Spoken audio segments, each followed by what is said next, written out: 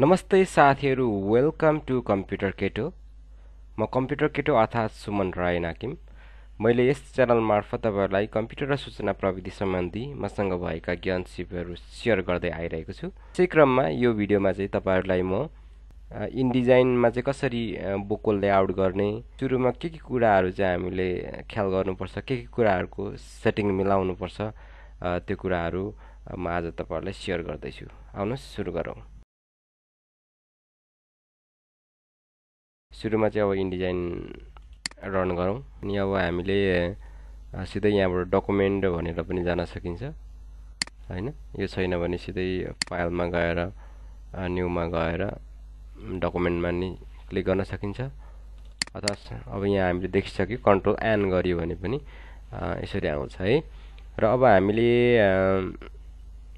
यहाँ चाहिँ अब हामीले विथ हाइटहरु राख्नु पर्यो सुरुमा। जस्तो मैले यहाँ राख्छु विथ 130 mm भनेको 13 सेन्टिमिटर हैन। हाइट त्यस्तै 200 mm भनेको 20 सेन्टिमिटर। अब नम्बर अफ कलम्स अहिले एउटै राखे हैन, डिफल्टै छोड्दिए। गटर पनि केही गरिन मैले है। कलम चाहिँ एक भन्दा बढी छ भने चाहिँ त्यो बीचको त्यो दुईटा कलम बीचको डिस्टेन्स त्यसको स्पेस हो त्यो गटर भने चाहिँ।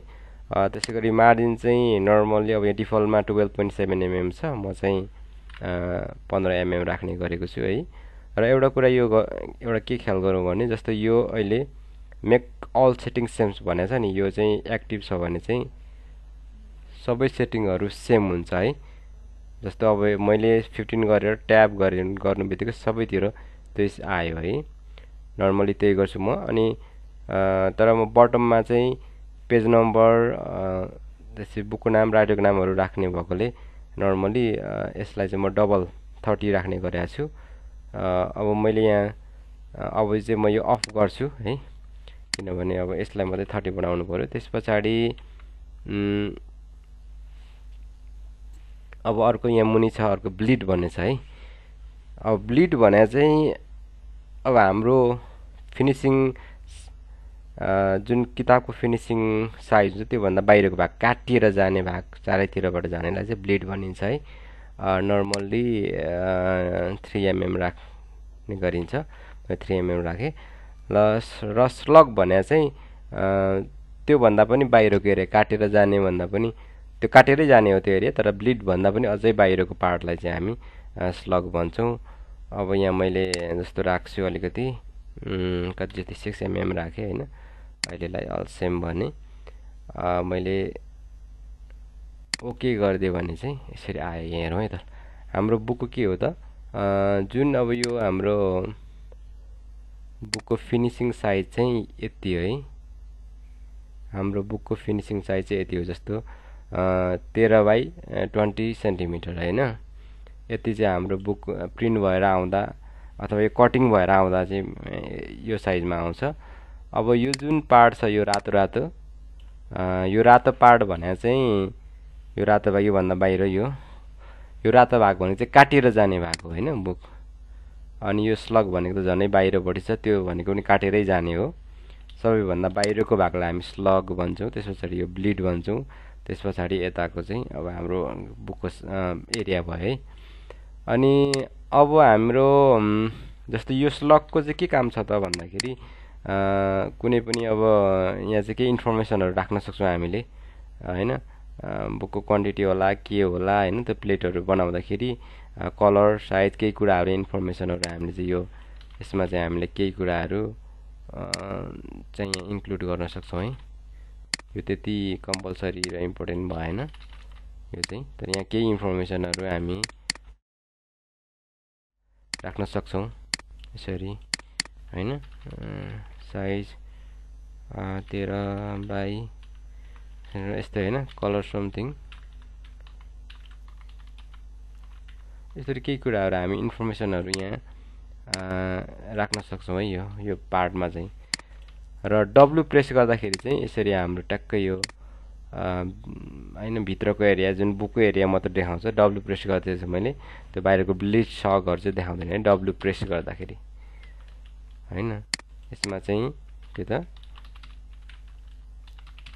डब्लु गर्दाखेरि चाहिँ डब्लु प्रेस गर्दा चाहिँ बाहिरको किबोर्डमा डब्लु प्रेस गर्दाखेरि 16 हाइट हुन्छ है।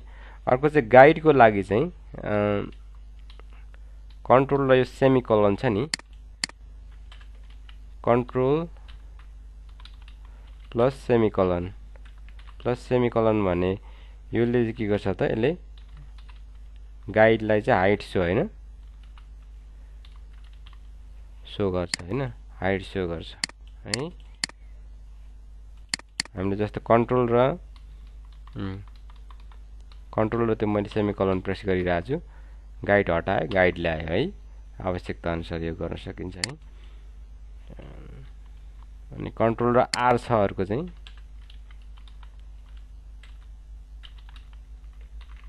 आर छ यो भने चाहिँ रुलर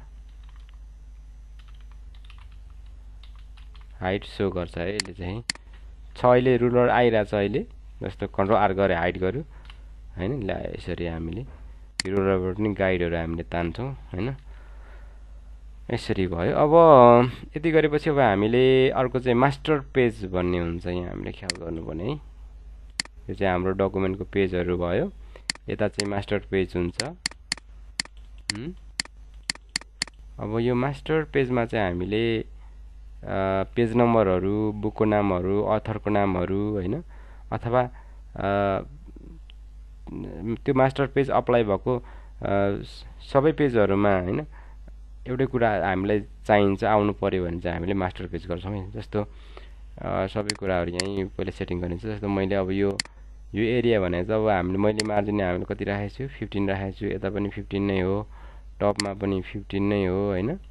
अब यो बटममा पनि कति हुनु पर्यो भन्दाखेरि 15 नै हुनु पर्यो है मार्जिन चाहिँ। तर अब मैले राखेको छु 30 हैन, 15 mm फुटरको लागि र 50 mm चाहिँ मार्जिन भयो। त्यसको लागि कसरी ठ्याक्कै लिने भन्दा डबल क्लिक गरौँ यसरी स्क्रिनमा, अनि 15 गरौँ हैन, एमएममै छ नलेख्दा पनि भयो। 15x15 गरेपछि चाहिँ ओके भनिदियो भने चाहिँ ठ्याक्कै एउटा आयो है। अनि यसरी राख्ने। अब यो हैन यसरी रुलर छैन भने कन्ट्रोल आर गरेर ल्याउने, यहाँ टक्कै गाइड एउटा राखिदिने है। अब यता पनि गाइड राखिदिउँ है, यता पनि गाइड एउटा राखिदिउँ, यता पनि एउटा गाइड राखिदिउँ हैन, अनि यता पनि गाइड राखिदिउँ एउटा, यता पनि एउटा अर्को गाइड राखिदिउँ हैन।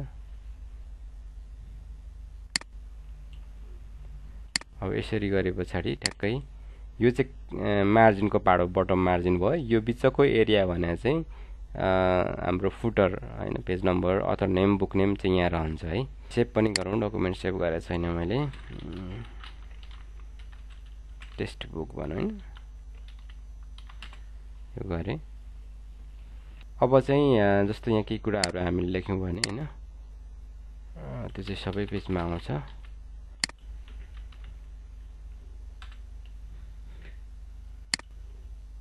यहाँ चाहिँ कुनै पनि बुकको नेम लेख्यो भने हैन, अथवा यसमा अथरको नेम हुन सक्छ।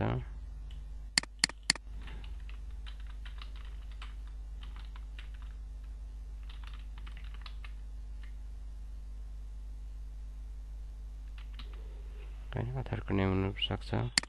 अब यसरी चाहिँ यो सबै पेजहरुमा आउँछ। एकछिन यसले पनि हटाइदिउँ अहिलेलाई।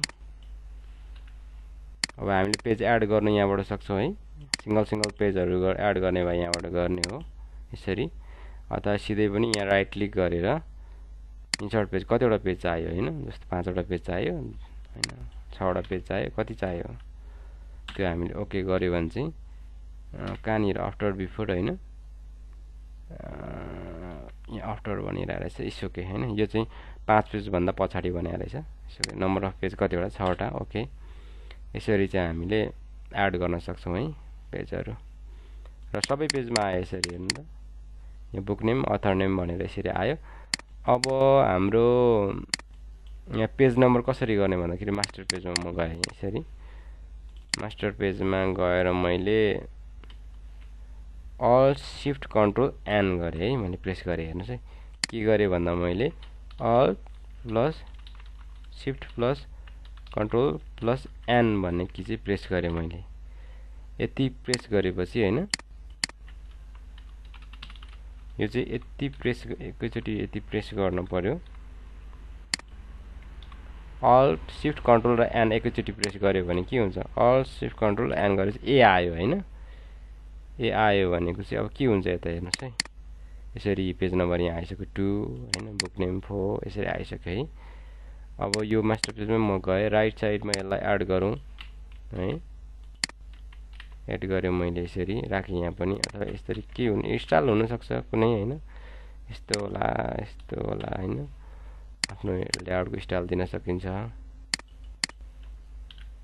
अब यो कुरा चाहिँ के हुन्छ भन्दाखेरि सबैमा यसरी मिलेर आउँछ है यसरी है र हामी नेपालीमा गर्दै छौं भने चाहिँ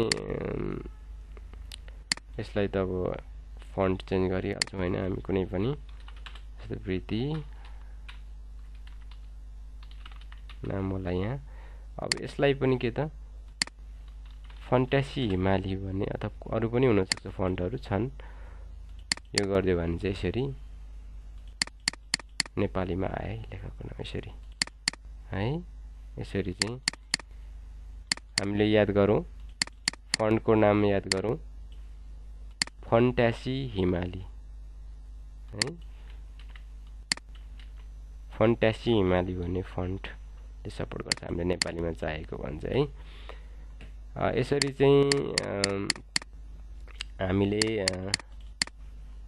सुरुमा बुकको एउटा लेआउट गर्दाखेरि चाहिँ सुरु हामीले गर्नुपर्ने कुरा ध्यान दिनुपर्ने कुराहरु चाहिँ यिनै हुन् हामीले यति भएपछि हाम्रो एउटा ठाउँ भन्नु काम गर्ने र अघि मैले भनेको थिएँ जस्तो लेआउटमा जाम हैन मार्जिन एन्ड कलम्समा हेरौँ जस्तो अब नम्बर अफ कलम्स 1 छ हैन अब प्रिभ्यू मैले अन गरेको छु हेरौँ 2 गर्दा के हुन्छ दुईटा कलम भयो हैन अब गटर बढाउँ घटाउँ के हुन्छ हैन त्यो कलम बीचको दुईटा कलम बीचको स्पेस बढ्यो नि त हैन यसो गर्दा घट्यो नि त गटर भनेको त्यो रहेछ बुझियो हैन अरु पनि चेन्ज यहाँ केही मार्जिनहरुमा चेन्ज ल्याउनु पर्यो भने यहाँबाट गर्न सकिन्छ है तर मलाई कलम यो अहिले चाहिएन एउटा सिंगल हो क्यान्सल गरे मैले है यसरी चाहिँ गर्न सकिन्छ अब हामीले चाहिँ हाम्रो डकुमेन्टहरु चाहिँ यहाँ प्लेस गर्दै जाने है कुनै डकुमेन्ट हेरौँ यहाँ जस्तो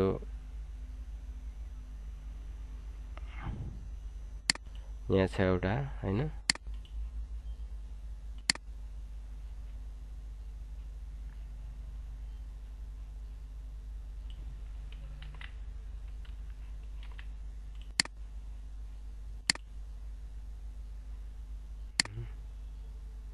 मैले यसरी टेक्स्ट लिए टी भने टी टुल टी प्रेस गर्दा पनि भयो यहाँ क्लिक गर्दा पनि भयो अनि मैले टक्कै एउटा टेक्स्ट एरिया लिए कन्ट्रोल पेस्ट गरे है मैले है यसरी चाहिँ पेस्ट गरेर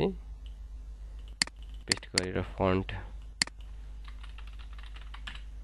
श्रीनाथ बोल भन्ने एउटा फन्ट चुज गरे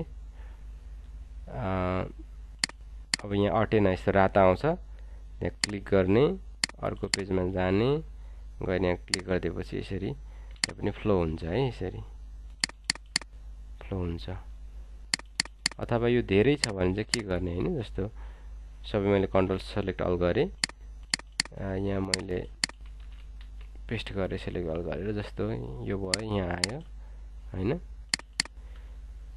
यहाँ पनि अब अटेन भने चाहिँ के गर्ने त हैन भन्दाखेरि चाहिँ यसो गर्यो भने त एक एक पेज हुँदै जाने भयो हैन एड हुँदै तर मैले शिफ्ट थिचेर चाहिँ यहाँ क्लिक गरे अनि मैले शिफ्ट थिचेर चाहिँ पेस्ट गरिदिए भने चाहिँ यसरी जति पनि लिनुपर्ने यसले सबै पेजहरु आफै लिन्छ यसरी है सबै लिन्छ यसरी पेजहरु लिन्छ यो नर्मली अब सुरुमा किताबको गर्दा चाहिँ हामीले हेर्नुपर्ने कुरा चाहिँ त्यही हो नर्मली पहिला चाहिँ जस्तो हैन अल कन्ट्रोल पी गरेर पनि हेर्न सकिन्छ document setup all control P गरौँ हैन त्यसमा चाहिँ अब जस्तो सुरुमा अब यति पेज भनेर हामीले हाल्न पनि सक्छौं हैन आवश्यकता अनुसार हैन भने त्यो पछि एड गर्न सजिलै सकिहाल्ने भइहाल्यो त्यसपछि बुकको साइज हो हैन इम्पोर्टेन्ट भनेको बुकको साइज हो फिनिशिङ हुँदा कत्रो साइजमा आउनु पर्यो बुक हैन हाम्रो रिक्वायरमेन्ट के हो त्यो भन्ने कुरा हो त्यसपछि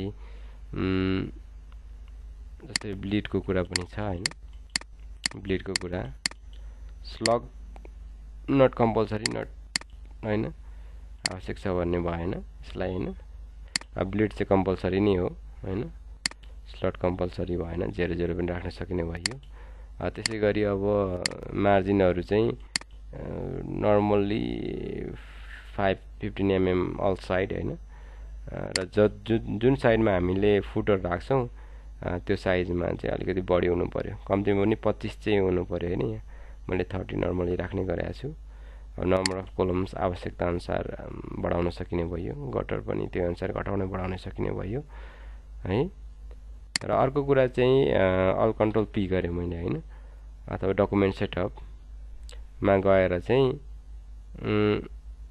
यो फेसिङ पेज भनेको चाहिँ के हो भन्दाखेरि यो सँगसँगै भएको के छ जस्तो अहिले यो चेक मार्कलाई हटाएर ओके गर्यो भने के हो भन्दाखेरि यसै सिंगल पेजहरु आए है सिंगल पेजहरु आयो यसो गर्दाखेरि चाहिँ सिंगल पेजहरु आयो यसरी अब अल कन्ट्रोल पी गरेर मैले गर्दिए भने चाहिँ यसरी आयो हैन यो पनि काम आफ्नो आवश्यकता अनुसार काम गर्दा हैन सजिलो कसरी हुन्छ त्यो गर्ने हो डिजाइन गर्दा लेआउट गर्दा तर फाइनली एक्सपोर्ट गर्ने बेलामा चाहिँ यो फेसिङ पेजलाई चेक मार्क टिक लाकै हैन लाउँदाखेरि नै राम्रो हुन्छ है हामीले कुनै पनि प्रब्लम आउँदैन हाम्रो कुनै पनि इस्यु आउँदैन हाम्रो सेटिङमा कुनै पनि बिग्रिदैन हाम्रो सेटिङहरु हस् साथीहरु आजको भिडियो यही अन्त्य गर्छु र म अन्य पनि कम्प्युटर र सूचना प्रविधि सम्बन्धी यस्तै भिडियोहरु बनाउँदै जानेछु त्यसको लागि do subscribe and stay tuned